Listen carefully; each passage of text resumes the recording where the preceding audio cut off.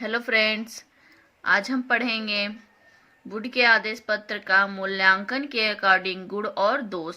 तो जैसा कि हमारा टॉपिक चल रहा है वुड का आदेश पत्र 1854, तो इसे हमने दो भाग में बनाया है।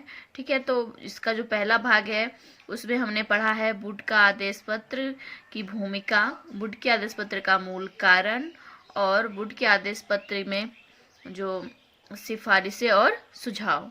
ठीक है, तो ये हो गया हमारा पिछले वाले वीडियो की बात। और आज का जो हमारा टॉपिक होगा वो होगा आदेश पत्र का मूल्यांकन के अकॉर्डिंग गुण और दोष। तो ठीक है, ये स्टार्ट करते हैं हमारा अगला टॉपिक, आदेश पत्र का मूल्यांकन। वुड के आदेश पत्र का निष्पक्ष मूल्यांकन करने के लिए उसके गुण और दोषों का अवलोकन करना वांछनीय है, अतः हम संक्षेप में उसका उल्लेख कर रहे हैं। ठीक है, तो पहला है हमारा गुण। आदेश पत्र के प्रमुख गुण अधोलिखित है। ठीक है, पहला गुण क्या है? आदेश पत्र ने भारतीय शिक्षा के उद्देश्य का स्पष्टीकरण किया, शिक्षा की नीति का निर्धारण किया और शिक्षा को निश्चित दिशा प्रदान की। ठीक, फिर दूसरा है आदेश पत्र ने प्राथमिक स्तर से लेकर विश्वविद्यालय स्तर तक की शिक्षा के प्रति ध्यान देकर क्रमबद्ध शिक्षण संस्थाओं की स्थापना का सुझाव दिया। फिर हमारा तीसरा है आदेश पत्र ने निश्चयानंद सिद्धांत को सर्वथा अनुपयुक्त बताकर जन शिक्षा को प्रोत्साहन देने वाले सिद्धांतों को मान्यता प्रदान की। फिर हमारा चौथा है आदेश पत्र ने भारतीय भाषाओं के महत्व को स्वीकार करके उनको माध्यमिक विद्यालयों में शिक्षा के माध्यम के पद पर प्रतिष्ठित किया। फिर हमारा पांचवा है आदेश पत्र ने भारतीय साहित्य की उपयोगिता को स्वीकार करके उसको पाठ्यक्रम में उचित स्थान प्रदान किया। फिर हमारा छठवां है आदेश पत्र ने लोक शिक्षा विभाग, प्रशिक्षण संस्थाओं और विश्वविद्यालयों के नवनिर्माण का सुझाव देकर भारतीय शिक्षा को विकसित और संगठित करने का उद्योग किया। हमारा सातवां है आदेश पत्र ने व्यावसायिक शिक्षा के लिए स्कूल और कॉलेजों की स्थापना का प्रस्ताव प्रस्तुत करके देश में बढ़ती हुई बेकारी की समस्या का समाधान करने की चेष्टा की। फिर हमारा आठवां है आदेश पत्र ने स्त्रियों और मुसलमानों को शिक्षा का विस्तार करना सरकार का कर्तव्य बताकर उनकी शिक्षा का मार्ग प्रशस्त करने में योग दिया।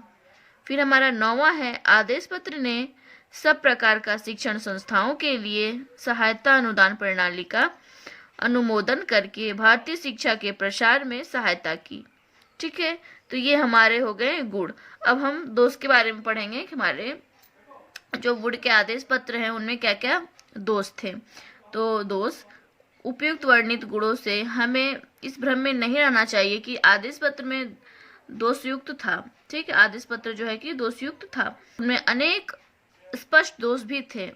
वो दोष क्या थे, आइए पढ़ते हैं हम लोग। तो हमारा पहला है आदेश पत्र ने शिक्षा पर राज्य का पूर्ण आधिपत्य स्थापित कर दिया, फलस्वरूप चिरकाल से चले आने वाले स्वतंत्र शिक्षण कार्य का अंत हो गया।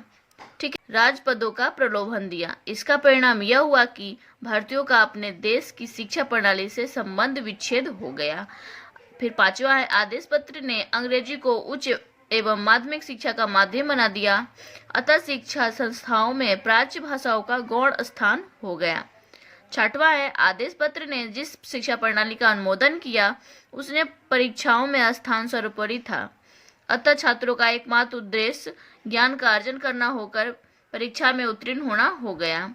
ठीक है, सातवां आदेश पत्र ने भारतीय विश्वविद्यालय को लंदन विश्वविद्यालय के आदर्श पर संगठित किए जाने का निर्देश दिया। इस निर्देश के फलस्वरूप भारत में प्राचीन विश्वविद्यालयों की परंपराओं की पूर्ण उपेक्षा की गई।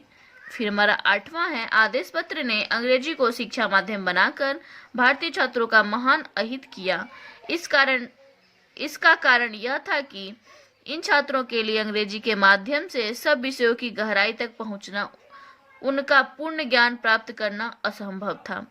फिर हमारा नौवां है आदेश पत्र ने शिक्षा की परिधि में से धर्म को निकालकर उसे पूर्णतः लौकिक बना दिया।